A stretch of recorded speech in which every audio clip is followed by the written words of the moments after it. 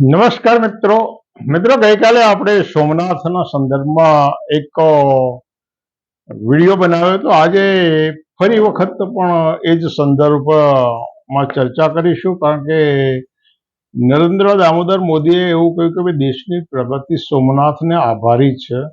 એમ હોય તો આપણે આ પ્રશ્નને વિચારવો જોઈએ કે આ પ્રશ્ન ખરેખર જે કહેવામાં આવ્યું છે, આટલા મોટા વિશાળ દેશના લોકતંત્ર દેશના સત્તા સ્થાને ટોચ ઉપર બેઠેલી વ્યક્તિ જ્યારે કોઈ વિધાન કરે તો એ દેશની 146 કરોડ પ્રજાને અસર કરતી વાત હોય છે, અને એનાથી ભ્રમણાઓ ફેલાય છે, ઉન્માદ ફેલાય છે, અથવા તો વાસ્તવિક હકીકતોનું નિરૂપણ થાય છે। આ આપણે એક જાગૃત નાગરિક તરીકે વિચારવું જરૂરી છે, કારણ કે દેશની પ્રગતિ આજે ભારત તો આટલી બધી મોટી લશ્કરી તાકાત બની રહ્યું છે, મિસાઇલ ટેકનોલોજીમાં આગળ વધ્યું છે, અર્થતંત્રની અંદર આટલું બધું આગળ વધ્યું છે, તો એની અંદર દેશની પ્રગતિની અંદર સોમનાથ નો ફાળો છે, અથવા તો સોમનાથની કૃપા દ્રષ્ટિ બીજા અહિન્દુઓ ઉપર છે। આપણે એક વિચારવા જેવી બાબત છે, કારણ કે સોમનાથની સાથે સાથે મોહમ્મદ ગઝનીનું આક્રમણ જોડાયેલું છે, અને એ ભારતની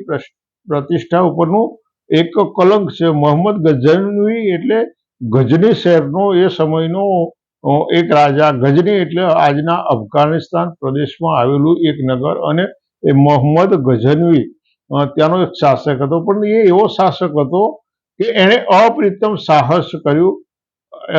1971માં એનો જન્મ થયો હોવાનું કહેવાય છે। 35 વર્ષની ઉંમરે 1000 સાલમાં એણે 1000 કિલોમીટર દૂર આવેલા સોમનાથ ઉપર આક્રમણ કરવાનો જે પ્રયાસ કર્યો। આના સંદર્ભમાં પ્રસિદ્ધ ઇતિહાસકાર શંભુપ્રસાદ હરપ્રસાદ દેસાઈનું જે પુસ્તક છે પાટણ અને પાટણ, પ્રભાસ અને પાટણ, ખૂબ આધારભૂત પુસ્તક છે। અને એમણે અંગ્રેજ ઇતિહાસકાર ડાઉનો અને બીજા એક ઇતિહાસકાર સર S.M. ઇલિયટની સંદર્ભ આપી અને એમ કહ્યું છે કે મોહમ્મદ ગઝનવીએ ભારત ઉપર 16 વખત આક્રમણ કર્યું। કેટલી વખત? ડાઉ એમ કહે છે કે મોહમ્મદ ગઝનવીએ 12 વખત આક્રમણ કર્યું, પણ સર S.M.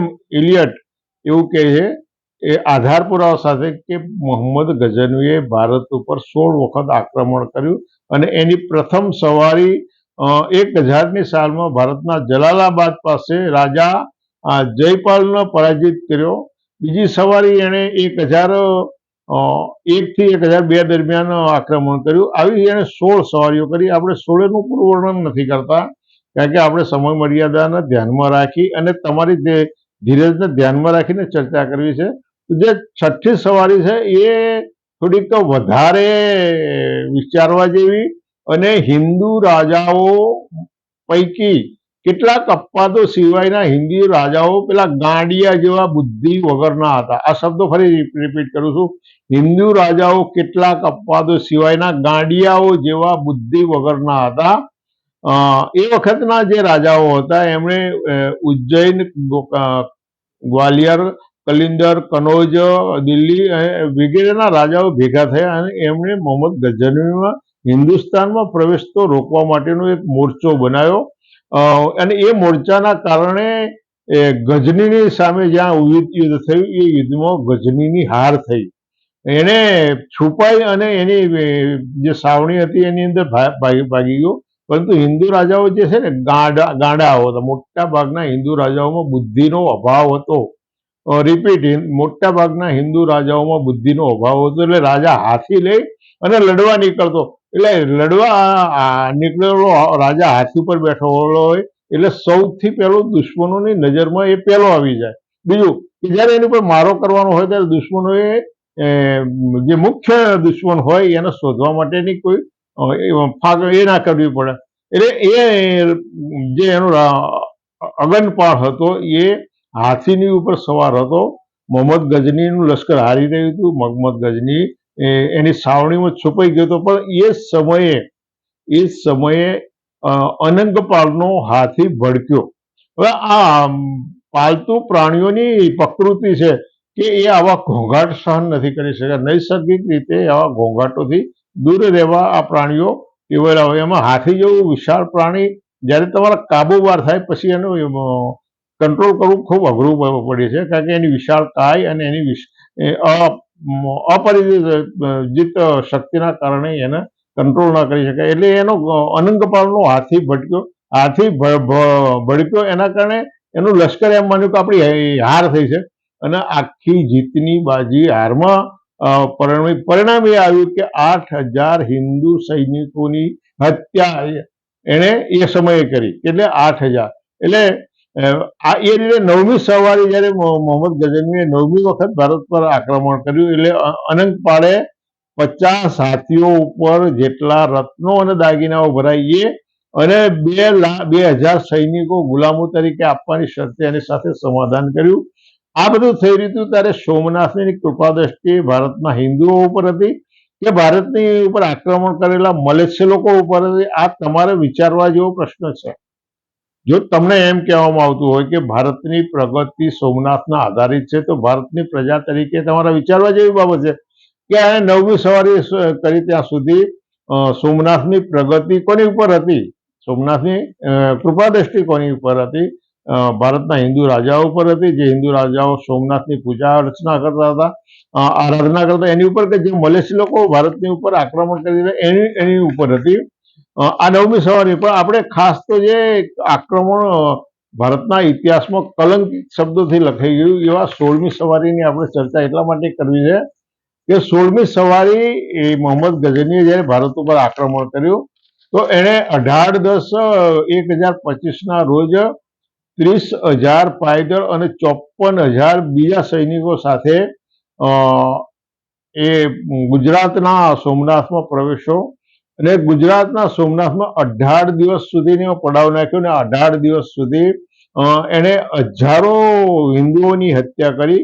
કારણ કે મોહમ્મદ ગઝની પાસે એવી માહિતી હતી, એની પાસે એવા જાસૂસો હતા કે સોમનાથમાં મહાદેવ પાસે અઢળક ધન ભંડાર છે. શું છે? એની પાસે એનું પોતાનું જાસૂસી તંત્ર હતું અને જાસૂસી તંત્રના આધારે એની પાસે એવી માહિતી હતી કે સોમનાથમાં અઢળક ધન ભંડારો છે ને આ અઢળક ધન ભંડારો હોવાથી, બીજું કે આ લોકો મૂર્તિ પૂજાના વિરોધી છે. એટલે આ બે કારણોસર મૂર્તિનું ભાગવી હતી અને ત્યાંનું જે કંઈ ધન દોલત હતી એને લૂંટી જવી હતી. એના માટે એના જાસૂસોથી માહિતી મેળવી અને એ માહિતી મેળવ્યા પછી એને આક્રમણ કરવાનો પ્રયાસ કર્યો. જ્યારે આક્રમણ કર્યું ત્યારે કેટલાક નાલાયક સનાતનીઓ એવી ભ્રમણા ફેલાવી. કેવી ભ્રમણા ફેલાવી? કે સોમનાથની જે મૂર્તિ છે ને, જે મૂર્તિ છે એ મૂર્તિથી સોમનાથ નારાજ છે. તો વિચાર કરો, આ લોકોએ અફવા ફેલાઈ. મોહમ્મદ ગઝનીએ 16મી વખત સોમનાથ ઉપર આક્રમણ કર્યું, ત્યાં આગળ હજારો લોકોની કત્લેઆમ કરી, 18 દિવસ સુધી એને ત્યાં રોકાણ કર્યું. એક પ્રદેશથી આવેલો દુશ્મન તમારા પ્રદેશમાં 18 દિવસ સુધી સાવણી નાખીને ત્યાં લૂંટફાટ કરે, અય્યાસી કરે અને પછી એવી અફવા ફેલાવે, એવી ભ્રમણા ફેલાવે કે સોમનાથ આ મૂર્તિથી, જે મૂર્તિ છે એનાથી નારાજ છે, નહીતર કોઈની એવી તાકાત નથી કે એનો નાશ કરી શકે. તો અહીંયા એ પ્રશ્ન પણ વિચારવાનો થાય છે ને, કેટલાક પ્રશ્નો આપોઆપ કે સોમનાથને મૂર્તિની કેમ જરૂર પડી? જો સોમનાથ ખરેખર દેવ હોય તો આ દેવોને મૂર્તિની કેમ જરૂર પડી અને શા માટે એ મૂર્તિની અંદર કેમ સમાઈ ગયા? આ વિચારવા જેવી બાબત નથી. બીજું કે સોમનાથનો અઢળક ધનની શરૂ, આ 3 બાબતો બહુ વિચારવા જેવી છે. જ્યારે તમને એવું કહેવામાં આવે કે ભારતની પ્રગતિ સોમનાથના આધારિત છે, તો 3 બાબતો એ વિચારવાની જરૂર પડે છે. સોમનાથના મૂર્તિની જરૂર કેમ પડી? એ મૂર્તિમાં કેમ સમાઈ ગયા? અને ત્રીજી બાબત એ કે સોમનાથનો અઢળક ધનની કેમ જરૂર ગઈ? મોહમ્મદ ગઝની 18 દિવસ પ્રવાસ પાટણમાં રોકાયો અને જો ભારતની પ્રગતિ સોમનાથના આધારે હોય તો ભારતની પ્રતિષ્ઠા ઉપર જે કલંક લાગ્યું, ભારતની પ્રતિષ્ઠા ઉપર જે કલંક લાગ્યું એ સોમનાથની મરજીના કારણે લાગ્યું અથવા તો સોમનાથની કફા મરજીના કારણે? આ પણ વિચારવા જેવું નથી. કારણ કે મોહમ્મદ ગઝની ખૂબ કુશળ હતો, ખૂબ બાહોશ હતો, મુસ્તદી હતો અને એ યુદ્ધની કળાઓની અંદર એટલો માહિર હતો કે એણે 18 દિવસ સુધી અહીંયા ધામા નાખ્યા, કરોડો રૂપિયાની સંપત્તિ લૂંટી અને અબજોના અબજોની એ પ્રતિષ્ઠા, ભારતની પ્રતિષ્ઠા ઉપર, હિન્દુ ધર્મની પ્રતિષ્ઠા ઉપર એક કાળો ધબ્બો લગાવ્યો, એક પ્રતિષ્ઠા ઉપર કાળો ધબ્બો લગાવ્યો. હવે એને જયારે પરત જવું ત્યારે એને વિચાર્યું કે હું જયારે પરત જઈ રહ્યો છું, મેં આટલો બધો નરસંહાર કર્યો છે, ધાર્મિક રીતે આટલું બધું મેં નુકસાન કર્યું છે, તો ગુજરાતની અને ભારતની પ્રજા મારાથી નારાજ હશે, ઉશ્કેરેલી છે, અને સામૂહિક રીતે આ લોકો હુમલો કરી શકે, આવું બની શકે, અને પ્રચંડ આક્રમણ પ્રજાનું થાય તો એને પહોંચી ના વળાય. એટલે એને પાછા જવા માટેના માર્ગો વિચાર્યા.